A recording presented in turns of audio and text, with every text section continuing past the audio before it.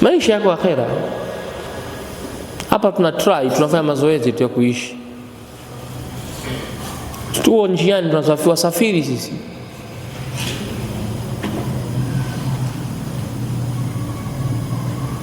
Maisha yako akhera kwa Allah subhanahu wa ta'ala.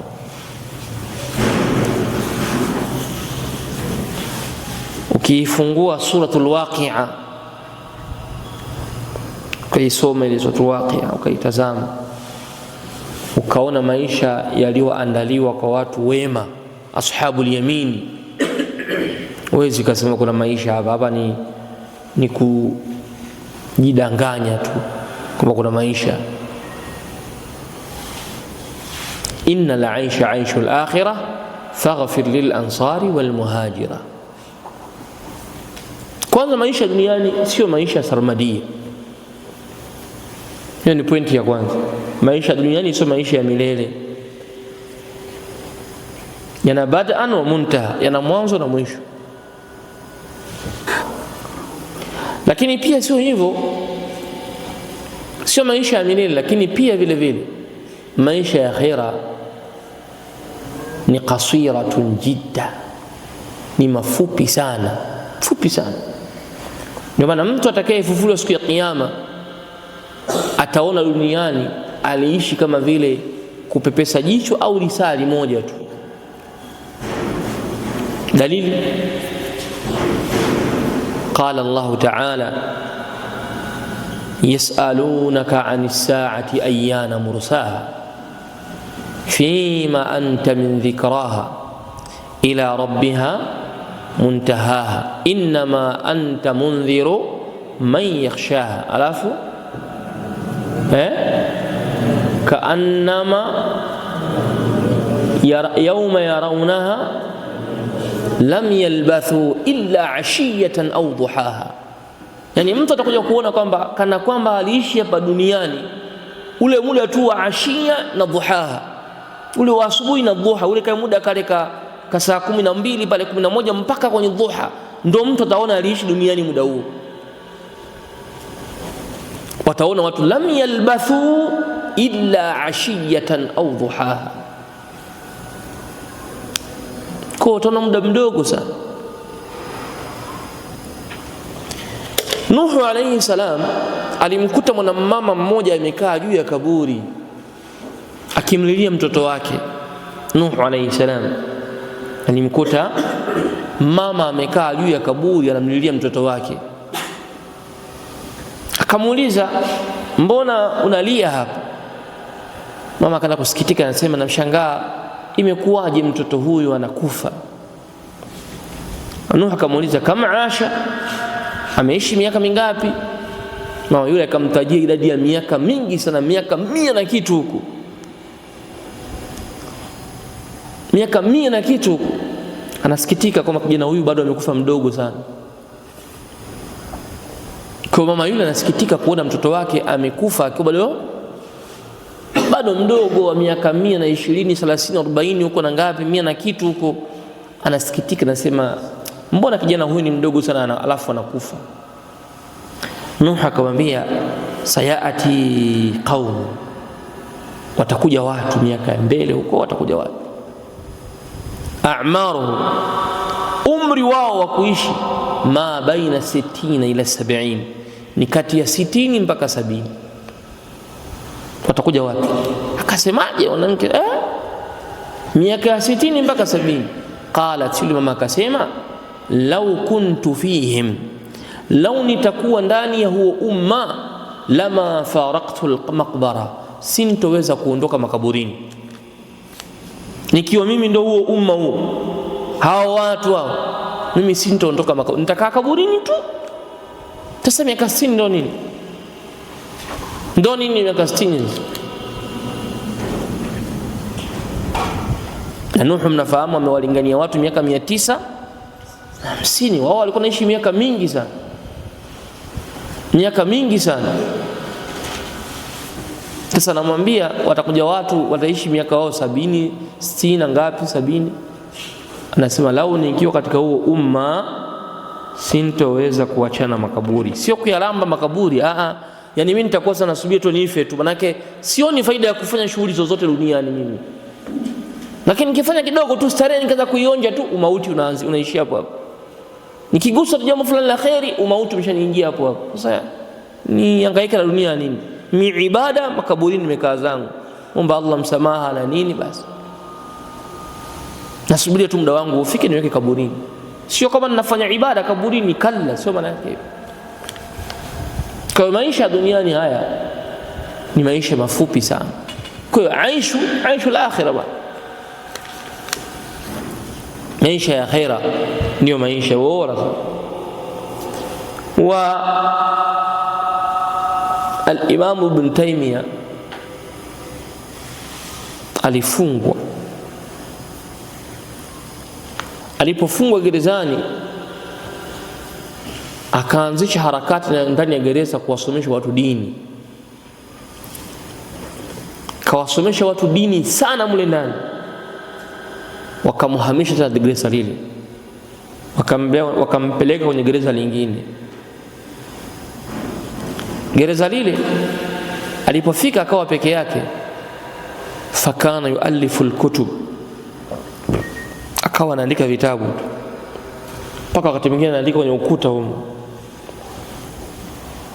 Vitabu vinatoka tu, vipatikana watu wa kutoa na vitoa nje, yuallif. Wakamhamisha tena pale, wakampeleka gereza ambalo huko hakuna karatasi wala hakuna nini. Fakana yuraji'u alquran, akawa anafanya muraja wa Qur'ani tu pekee, asoma Qur'ani mpaka umauti namkuta rahimahullahu rahmatan wasi'a, wa huwa yatlu kitab Allah, anasoma kitabu cha Allah kwenye aya ya mwisho inayosema innal muttaqina fi jannatin wa nahar fi maq'adi sidqin 'inda malikin muqtadir. Mauti kumkuta hapo. Lakini kabla ya kufa aliwaambia, alizungumza maneno alipomtoa kwa watu kule, na wakamtoa kwenye gereza la pili la kuandika. Akawaambia ya kwamba ikiwa mtanizuia na mimi na watu, mkanitoa na watu, mkanitenganisha na kadamnasi ya watu, mkaniweka peke yangu, fa inna li jannatun, mimi ninayo bustani, mimi nina bustani hiyo, naogelea na kustarehe kwenye bustani zaidi kuliko bustani mnaostarehe nao nyinyi duniani huko. Wa hiya dhikrullahi wa tilawatul Qur'an, ni kumtaja Allah subhanahu na kusoma Qur'an. Bustani kubwa kabisa, ladha nazozifanya hapa, lau wangelijua tunayoyapata kwenye Qur'ani, la jaladuna bisuyufi, wangetupiga mikwaju na mabakora kwa kutumia mapanga. Hapa ladha tunayoipata hapa, hizi ladha tunazozipata hapa kwenye dhikrullah na qiraatul Qur'an, hawa watu wote maaskari na nani na maadui wote hawa wangekuwa wanakuja wanatupiga bakora kwa kutumia mapanga na visu, kuonyesha ya kwamba pana ladha mtu akiipata, ladha ya akhira, hatamani tena makorokoro ya duniani haya. Ladha hizo duniani mtu ataziona sio ladha hizo. Kwa aishu akhira bwana, maisha yako akhira bwana, huku twapita tu sisi. Kwa hiyo Mtume alikuwa anasema haya maneno, wakaanna mustanadahu fi dhalik, kana kwamba tegemeo lake katika hayo maneno, ma rawahu al-Bukhari an Sahl ibn Sa'd qala, kutoka Sahl ibn Sa'd anasema kunna ma'a rasulillah, tulikuwa pamoja na Mtume sallallahu alayhi wasallam yawm al-Khandaqi, siku ya vita vya Handaki. Tulikuwa pamoja na Mtume katika vita vya siku ya Handaki. Wa huwa yahfiru, na hali ya kuwa anachimba. Tumekuwa anachimba ule udongo ule, nachimba handaki. Wa nahnu nanqulu, na sisi tunahamisha ule mchanga. Fabasura bina, akatuona sisi Mtume alayhi salatu wasalam. Sahal ibn Sa'd anasema Mtume alikuwa anachimba, na sisi akichimba tunauchukua ile mchanga tunaenda kuutupa, tuweka pembeni, tuukota, tuuhamisha ili aweze kupata wepesi wa kuchimba. Akatuona sisi kuna Sali na wengineo. Faqala, Mtume akasema, la aisha illa aishul akhirati faghfir lil ansari wal muhajirati. La aisha illa aishul akhirah, hakuna maisha bwana isipokuwa maisha ya akhira. La aisha illa aishul akhirah, hakuna maisha isipokuwa maisha ya akhira. Faghfir lil ansari, wasamehe maansari, wal muhajirati, na muhajirina na wasamehe. Kwa tuna hadithi hakuna aliolisema hapa waliolisema Mashafii kwamba Mtume alikuwa akikiona kitu chochote kinachomfurahisha anasema maneno hayo. Hadithi haina hayo maneno. Maneno mazuri sana ya Mtume sallallahu alaihi wasallam haya, ambayo Muislamu yakiweka nusba ainaihi, mbele ya macho yake, hatotamani chochote katika mazuri ya duniani. Mapambano yake itakuwa ni akhera tu, jicho lake itakuwa ni akhera. Duniani itakuwa anachukua qistun, kikundi, kifungu kidogo sana. La aisha aishul akhirah illa aishul akhirah faghfir lil ansar wal muhajir.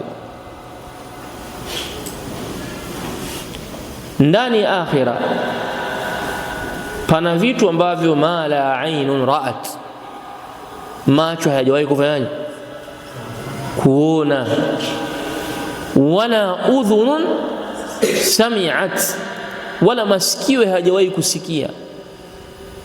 Yani kuna vitu wewe masikio yako hayajawahi kusikia, wala macho yako hayajawahi kuona, wala khatara ala qalbi bashar, wala hajawahi kupitikiwa kwenye moyo wa binadamu yote hayo yaliyopo akhira.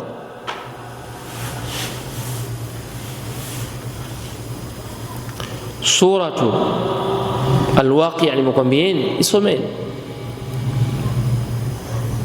uone Allah alivyowataja wanawake, alivyoyataja yale ambayo amewaandalia ashabul yamini kunako vitanda,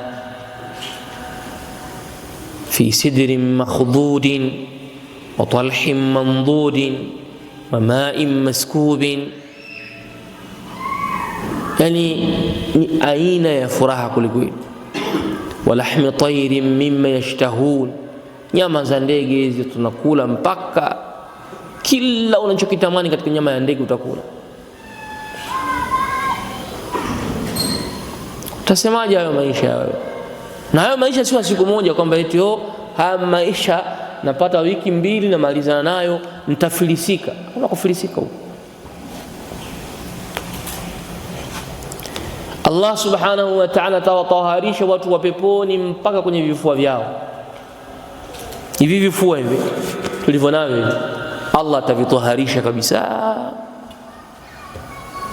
Yani hutakiwi kuingia peponi na kisokoro kwinyo. Peponi hakuna kuingia na sokoro kwinyo, kuna viingii. Anaingia watu wasafi. Mtu ana usda ana vijicho. Peponi hakuna hivyo ya mambo. Qala Allah ta'ala, wa naza'na ma fi sudurihim min ghillin ikhwanan, na tutaondosha kwenye vifua vyao ghil, vifundo vyote, na watakuwa kwenye majannati humo, watakuwa ni ikhwana ala sururin mutakabilin, watakuwa ni ndugu kwenye vitanda wakitazamana. Kwenye suratul Waqi'a Allah kasema la yasma'una fiha lahwan wala ta'thima illa qilan salaman salama. Hakuna maneno ya kipuuzi utakayosikia katika pepo hiyo. Kuna mara mtu kamtala mwenzake, mara kamwambia sijui neno gani na ujinga tu, mara mambo ya kuchekeshana ovyo ovyo. Hakuna huko. Wala ta'thiman, wala madhambi hakuna tena huko. Illa qilan salaman salama, isipokuwa kauli ni kuambiwa salama. Jamani, amani. Hapa ni amani tu, hapa ni salama. Ogelea kwenye starehe. Hayo maisha tutayapata wapi duniani? Nchi ya amani, hatuna amani. Ukitembea na simu hofu, ukiwa huna simu hofu. Sasa vipi? Amani ya vita tunao, alhamdulillah, nchi yetu haina vita. Lakini umndani humu makorokoro mengi sana. Uwe na gari matatizo, huna gari matatizo. Uanike nguo nje matatizo, usianike matatizo. Ombea choo kisiwe nje. Sasa watu wanapita mune ndani katika mapepo, vijana wadogo wadogo, maghulam, makhudam, watumishi wanawakuteni pale katika jannati wakitama maisha yako akhira. Walakum fiha ma tashtahi anfusukum, na mna nyinyi kile kinachotamaniwa na nafsi zenu mtakipata peponi. Chochote unachokitamani kwenye nafsi yako utakipata peponi. Haya maisha ya kwa mimi hapa natamani na nyumba kubwa, iko wapi? Tamani mke mzuri zaidi, sio mke mzuri, napata wapi? Natamani sio nini na nini, napata wapi? Natamani naishia kutamani. Sasa peponi ukitamani hivyo tunakipata. Ukitamani hicho unakipata. Sasa maisha sio duniani tena hapa.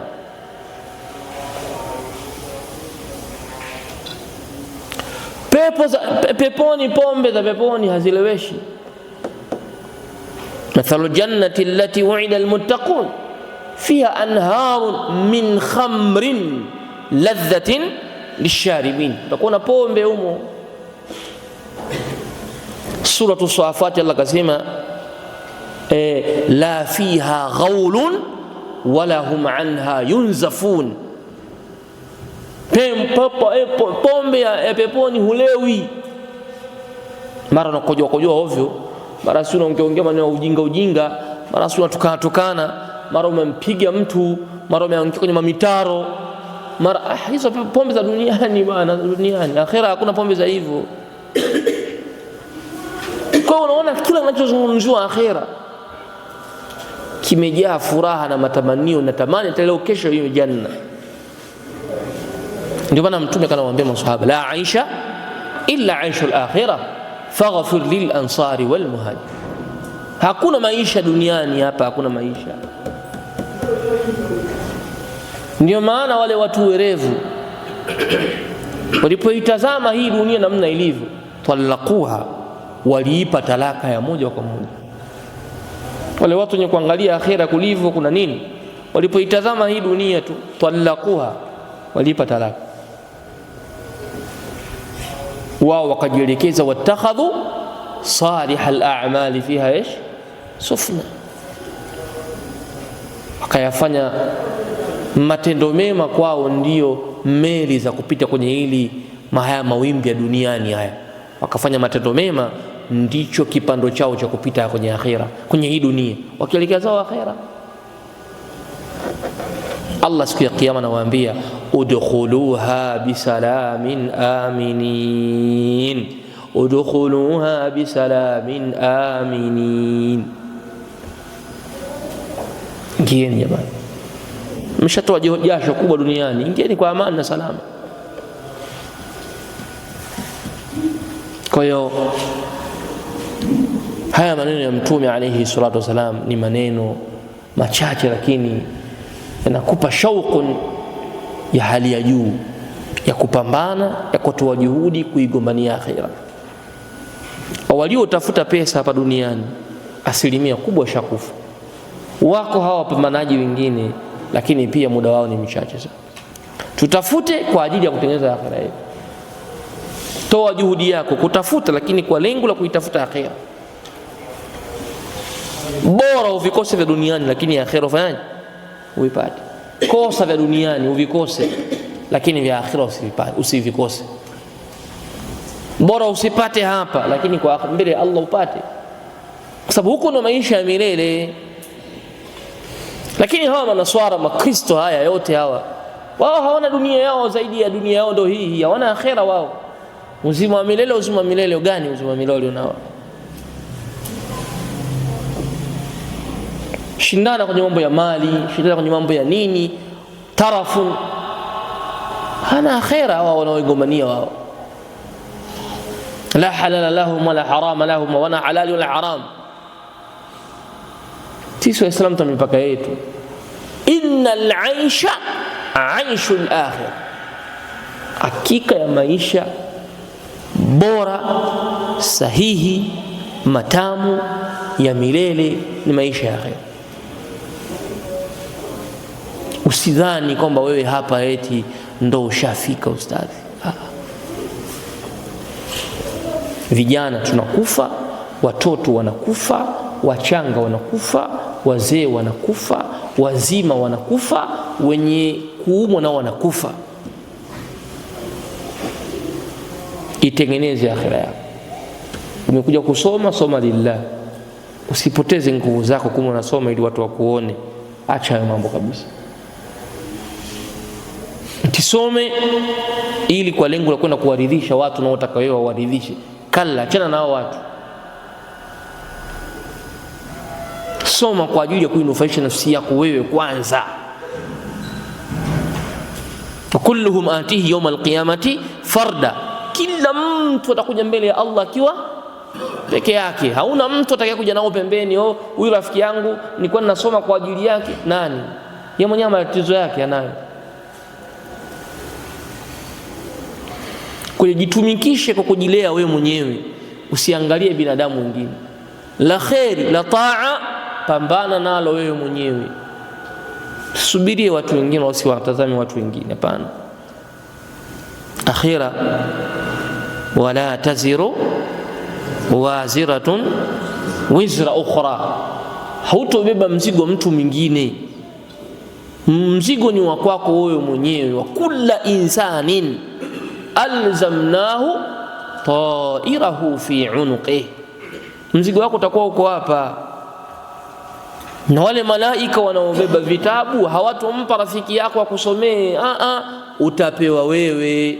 Fa amma man utiya kitabahu biyamini fasawfa yuhasabu hisaban yasira wa yanqalibu ila ahlihi masrura. Atakayepewa kitabu chake kwa mkono wa kulia atakuwa amehesabiwa hesabu iliyokuwa nyepesi kabisa.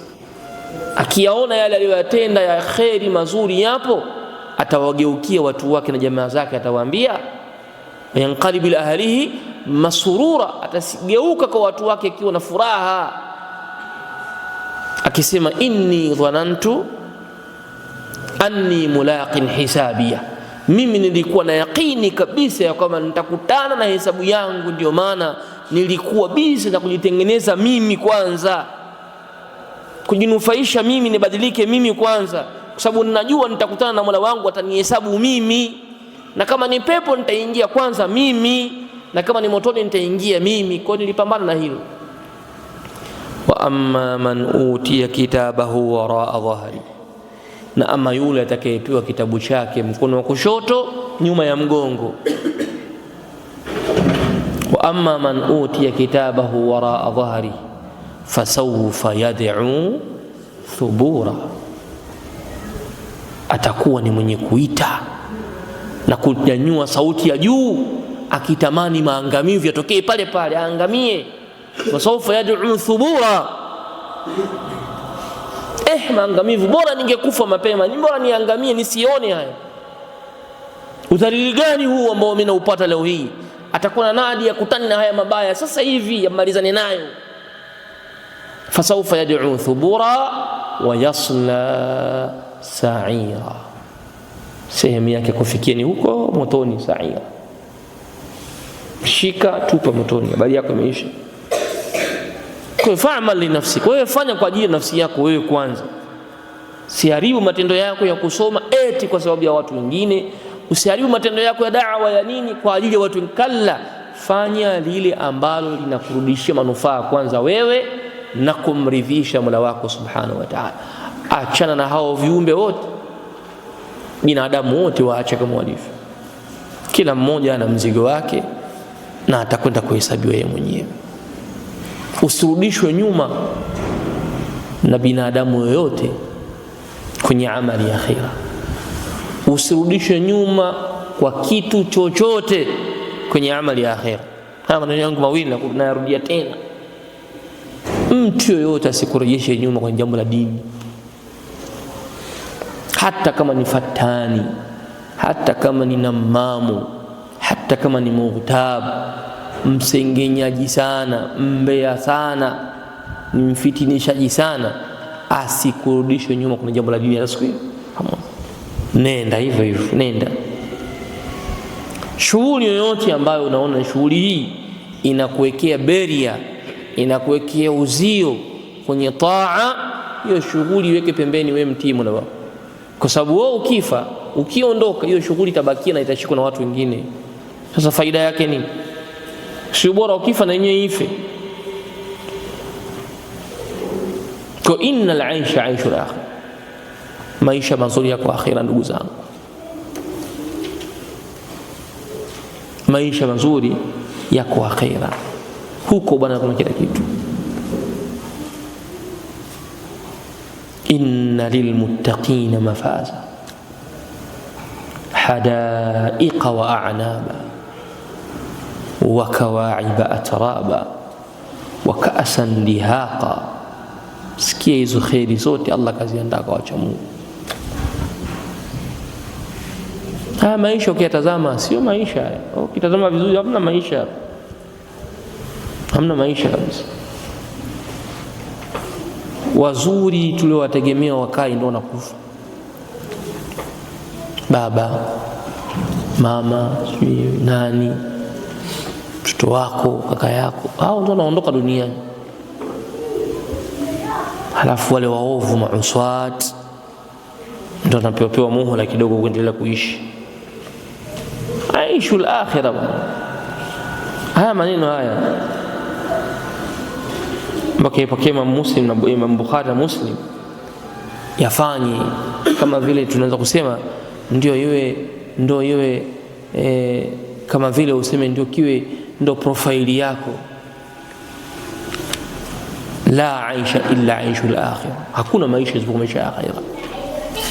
Dunia hata ijipambe vipi, ije na kila aina ya mazuri, kila aina ya mavazi, kila aina ya maendeleo, kila aina ya taqaddumu, kila aina ya furaha, la aisha illa aishul akhirah.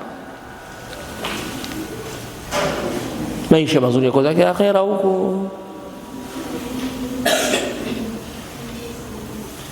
Tunapewa kidogo tu katika starehe za dunia. Allah katuambia kwenye Qur'ani, wamal hayatud dunya illa mata'ul ghurur, ni starehe chache tu zenye kuhadaa. Basi kaita mataa ni starehe, tena ghurur yenye kuhadaa tu, kama vile mtu umefumba macho umefumbue. Kuna watu wanatengana kwa sababu ya dunia. Kuna watu wanafanyiana aina za uovu mkubwa wa kishirikina wa madhambi kwa sababu ya dunia. Halafu wakisoma Qur'ani, Allah anawaambia wamal hayatud dunya illa mata'ul ghurur, hayakuwa maisha ya duniani isipokuwa ni starehe yenye kudanganya. Kwa haya maneno yote nimeyaleta hapa ni kwa sababu ya hii sentensi iliyotamkwa hapa na Mtume fil Bukhari wa Muslim, la aisha illa aishul akhirah, hakuna maisha isipokuwa maisha ya akhira. Faghfir lil ansari wal muhajira, wasamehe maansari na muhajirin, wasamehe ewe Allah. Walladhina tabauhum biihsanin, na wale wote waliowafuata kwa wema Allah nao pia wasamehe, kwa sababu ni ibadu kwa waja wako. Samehe, kusamehe wale wote ambao wamewafuata muhajirin na maansari, waweke katika ridhaa yako na wasamehe na wakosefu. Kwa kweli haya maneno kila unavyotafakari, kila wakati ninavyozungumza, ndivyo ninavyoyaona maneno mengi ya kuzungumza kunako maisha ya akhira. Tutosheke na haya maneno ya Mtume sallallahu alaihi wasallam, maneno mafupi lakini yana kina kirefu katika ufafanuzi wake. Ni maneno yenye uwazi wa hali ya juu kukuonesha dunia hii si kitu chochote. Utaigombania, utaipambania, lakini si lolote, si chochote. Si lolote, si chochote, si kitu hichi. Utanitenga mimi kwa sababu ya dunia, utanifanya mimi uadui kwa sababu ya dunia, utaniwekea uadui mkubwa kwa sababu ya dunia, utanifanyia fitna kwa sababu ya dunia. Lakini haya maisha ni miaka 63 tu mpaka 70. Umezidi sana miaka 80. Ukishafisha miaka 90 utakuwa kama vile Allah mrehemu mzee wetu, mzee Rais Mwinyi. Anasema nazungumza lakini nasahau. Shakumsikia mzee anasema nazungumza lakini nasahau. Maskini, Allah mrehemu. Sema miaka 90, lakini nakwambia nilipofikia hapa nikizungumza nasahau nilichokizungumza nyuma, nishasahau. Sasa miaka 90 ndio nini sasa? Ina faida gani? Miaka 90 hiyo katika khairi, taa, uitumikishe katika dini, wanufaishe wenzako na ujinufaishe wewe kwanza, kisha wenzako.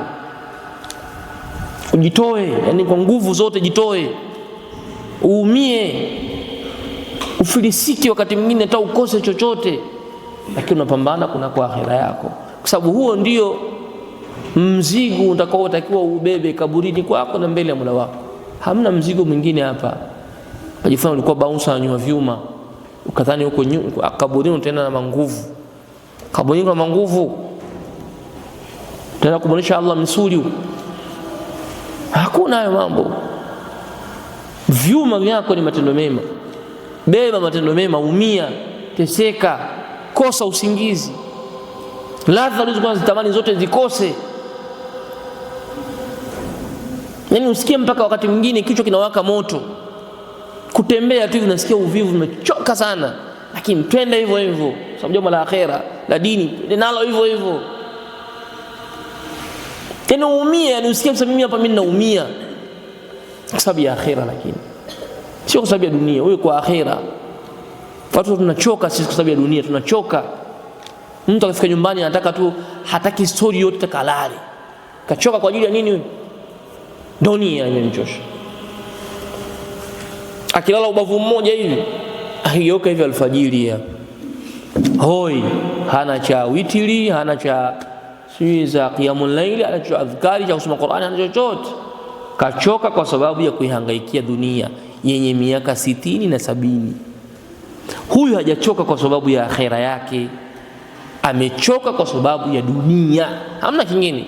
Mtoto wake wale vizuri, apate makazi mazuri, sio wanunue nini, wafanye nini, basi. Kwa tujioneni huruma ndugu zangu, tujioneni huruma sana. Sisi vijana wenye nafasi ya kujitumikisha katika mambo ya dini, tutumieni muda wetu na nguvu zetu kwenye mlango huu. Wallahi haya maneno tunayasema kwa uchungu, tunayasema kwa mahaba ya hali ya juu.